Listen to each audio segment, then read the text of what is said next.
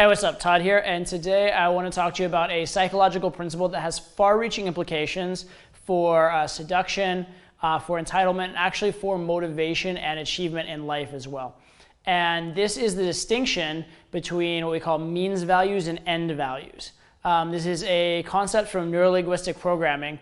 And basically what it means is that we have certain preferences and desires in life, or the things that we think we're looking for, but oftentimes we're not actually looking for that particular thing as a factual entity. What we're actually looking for is a sort of emotional satisfaction we believe will derive from it. So in order to illustrate this, I'm going to give you an old school pickup routine from the days in which pickup and neurolinguistic programming were deeply intertwined.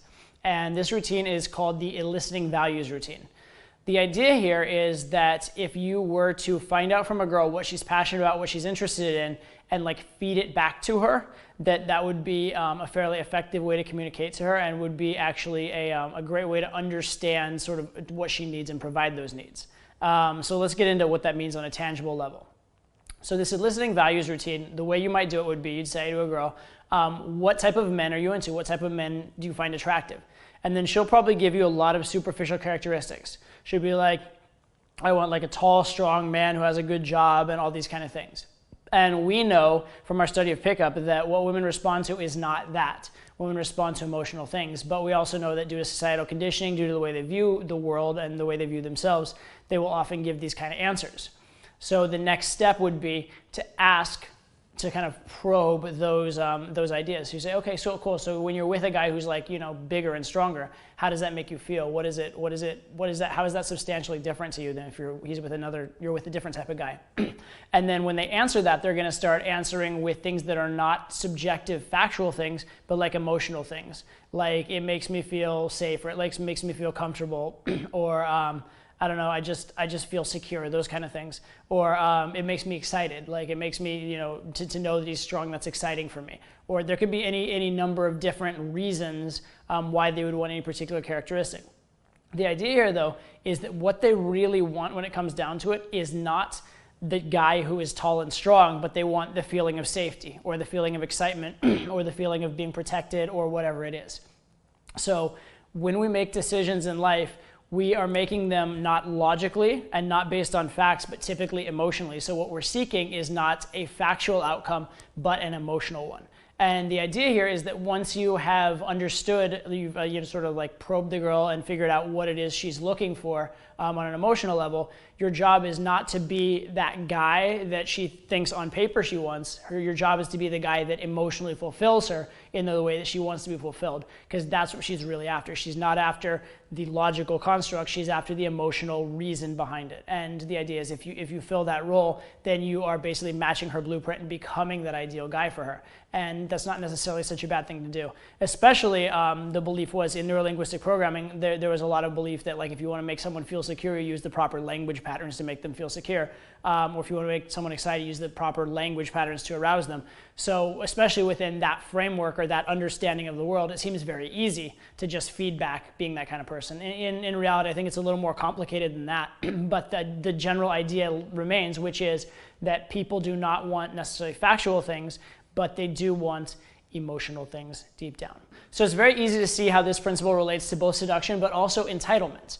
Number one, how does it relate to seduction? It tells you what you're really looking for when dealing with a girl. You're not looking for what will arouse her factually, you're looking for what will arouse her emotionally. So you want to be thinking about how she expresses herself, the words she uses, the types of decisions she makes, sort of in a general sense, so that you can kind of tell what she values and what she's into and what she's looking for in life. And again, you don't have to be the tall guy in the fast car with a good job, but you do need to be the guy that gives her as good or better emotions than that guy would. The other thing that it's great for is entitlement, because there's this whole looks matter thing, money matters. And yes, those sorts of things do help as shortcuts and as symbols of these underlying ideas to a woman. And a lot of women, because of societal conditioning, have associated these symbols very deeply with the ideas. But the fundamental thing you need to realize is that if you give her what she really wants, i.e. give her the emotions, then those logical, tangible things become irrelevant. So if you can sort of bypass that logical level and hit her on that emotional level, or communicate with her on that emotional level, that will be even more effective. And for those of us who are, shorter, or a little overweight, or like balding, or like don't have the best job or whatever, this should be really reassuring to know that it's not necessarily about the resume, it's about the experience you're giving the girl. And this gives you a very tangible, logical, rational way of looking at it and understanding that concept, rather than it just being this woo-woo notion that you've been told. It actually is like sort of a form of proof almost of that concept. So hopefully that should help you with your entitlement. Lastly, what I want to get to with this though is, how does this affect yourself?